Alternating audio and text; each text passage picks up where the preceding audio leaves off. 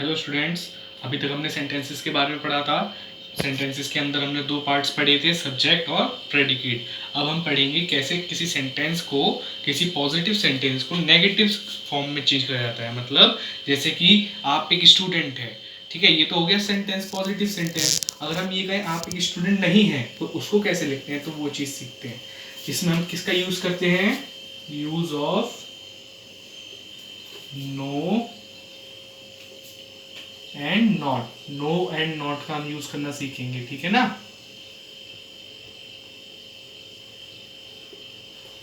देखिए सबसे पहला एग्जांपल लेके चलते हैं। जैसे कि यू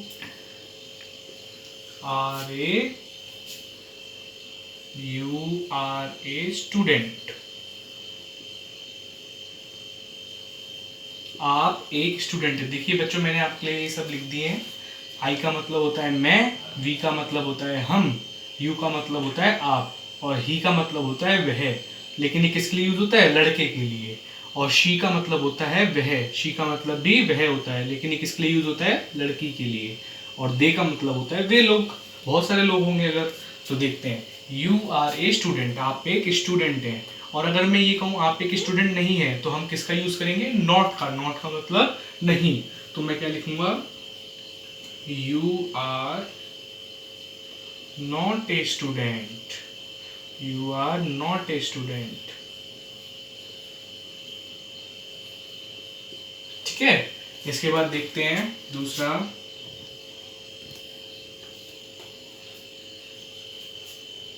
We are playing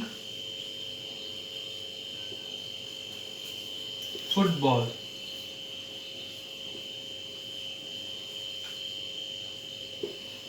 हम फुटबॉल खेल रहे हैं। वी मतलब हम, और प्लेइंग मतलब खेलना, और फुटबॉल तो आप जानते ही हैं। तो वी आर प्लेइंग फुटबॉल, हम फुटबॉल खेल रहे हैं। अगर हम इसको नेगेटिव बनाए कि हम फुटबॉल नहीं खेल रहे हैं, तो उसको कैसे लिखते हैं?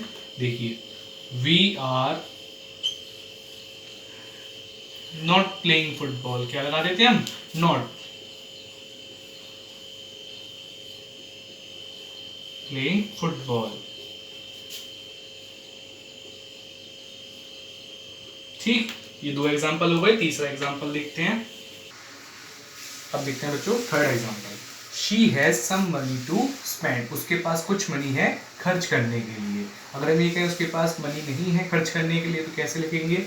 She has no money to spend, उसके पास मनी नहीं है स्पेंड करने के लिए। तो पहले तो कुछ मनी थी, सम थी, लेकिन अब नो मनी है, कुछ भी मनी नहीं है। किसके पास? उस लड़की के पास। शी किसके लिए लगता है? लड़की के लिए लगता है। अब देखिए, माई सिस्टर वॉक्स डेली, मेरी सिस्टर रोज चलती है। अगर मैं ये कहूँ मेरी सिस्टर रोज नहीं चलती है, तो कैसे लिखेंगे? My sister does not walk daily. अब देखिए यहाँ पे वॉक्स था, यहाँ पे हो गया वॉक, एज भी हट गया, और यहाँ पे अब लग रहा है डज नॉट। ओनली नॉट नहीं लग रहा, डज नॉट लग रहा है। तो देखेंगे कैसे लगता है। लेकिन इसका क्या मतलब हुआ? मेरी सिस्टर रोज नहीं चलती है।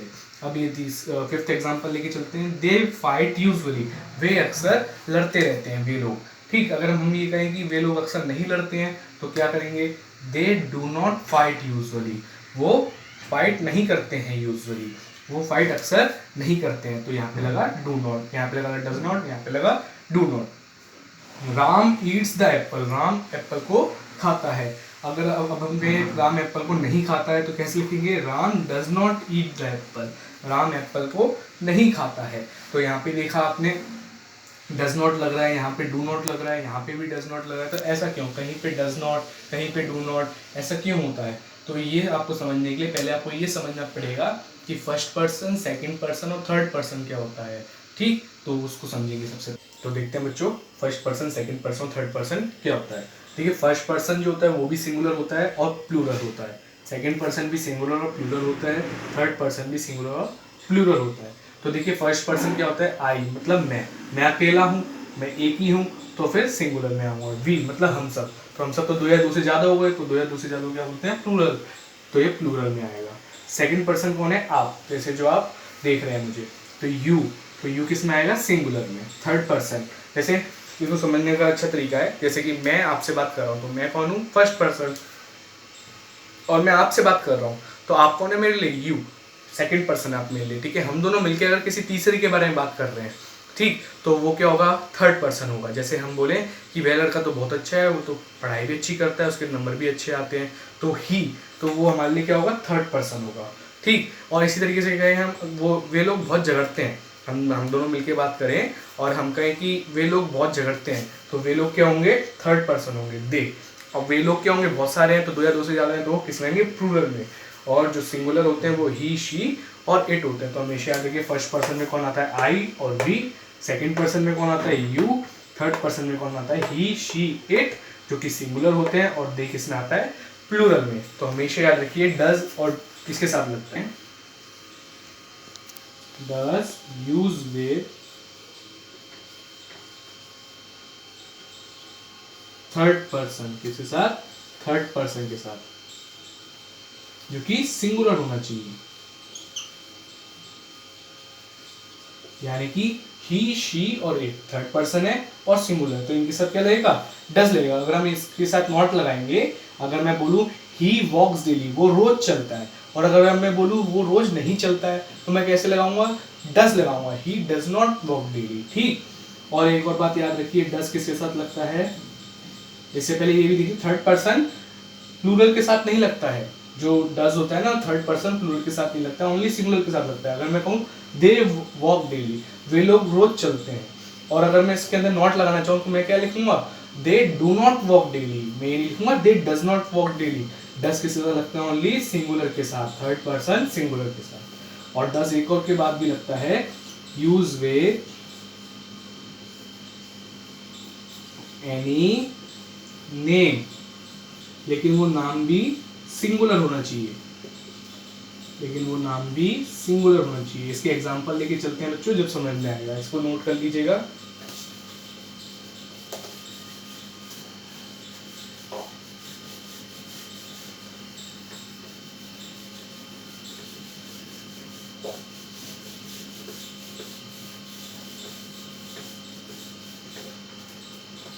जैसे कि एग्जांपल लेके चलते हैं, दे वॉक डेली, वे रोज चलते हैं। और अगर मैं बोलना चाहूं कि वे रोज नहीं चलते हैं, तो हम क्या लगाएंगे, डज नहीं लगा सकते बच्चों। डज किसके साथ लगता है, ओनली थर्ड पर्सन के सिंगुलर के साथ, और दे क्या है, थर्ड पर्सन का प्लूरल। ठीक है ना, तो इसके साथ क्या लगेगा, डू लगेगा। हमेशा याद रखिए, डू किसके साथ लगता है, इन दोनों को छोड़ के सबके साथ डू लगता है। तो दे क्या है, थर्ड पर्सन तो है लेकिन प्लूरल है, तो इसके साथ क्या लगेगा, डू। तो they do not walk daily, वे रोज नहीं चलते हैं। सेकंड देखते हैं, एक नाम का लेके चलते हैं, जैसे कि Ram, Ramesh reads the book, Ramesh reads the book, Ramesh book पढ़ता है। तो अगर मैं बोलूं रमेश बुक नहीं पढ़ता है, तो क्या होगा, रमेश एक नाम है, और नाम एक सिंगुलर है, मतलब एक ही जन है, तो सर क्या लगेगा, डज। तो रमेश डज नॉट,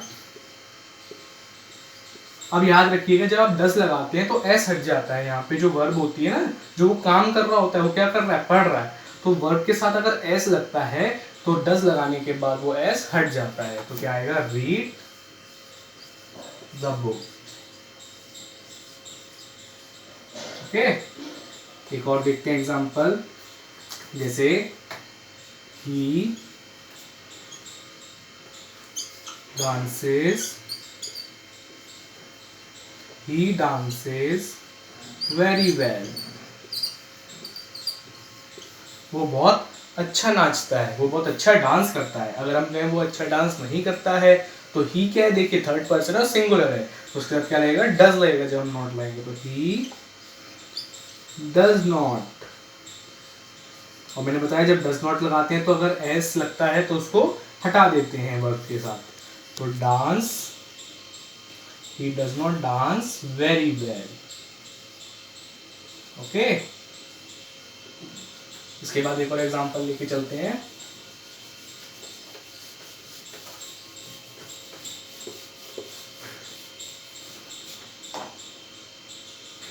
जैसे कि Suresh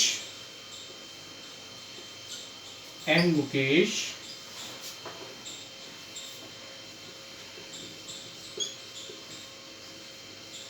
eat the food. Suresh और मुकेश खाना खाते हैं। ठीक, अब देखिए मैंने बताया था नाम के साथ जब हम बोलेंगे सुरेश और मुकेश खाना नहीं खाते हैं तो नॉट लगेगा, लेकिन नॉट के साथ डज लगेगा कि डू लगेगा, तो ये देखते हैं। मैंने बताया था नाम के साथ डज लगता है, लेकिन नाम भी कैसा होना चाहिए, सिंगुलर, मतलब एक ही होना चाहिए। यहाँ पे कितने नाम है, 2 नाम है, तो डज लग ही नहीं सकता, क्या लगाएंगे, डू। तो क्या लगाएंगे यहाँ पे, Suresh and Mukesh do not eat the food। ठीक, सुरेश और मुकेश खाना नहीं खाते हैं। तो आपको समझ में आया डू और डस किसके साथ लगता है। ठीक है, इसी से रिलेटेड आपको जितने भी क्वेश्चन कराएंगे इसको अपनी रफ कॉपी में या फिर फेयर कॉपी में नोट करिए और इसको अच्छी तरीके से प्रैक्टिस करिए और इसका होमवर्क करके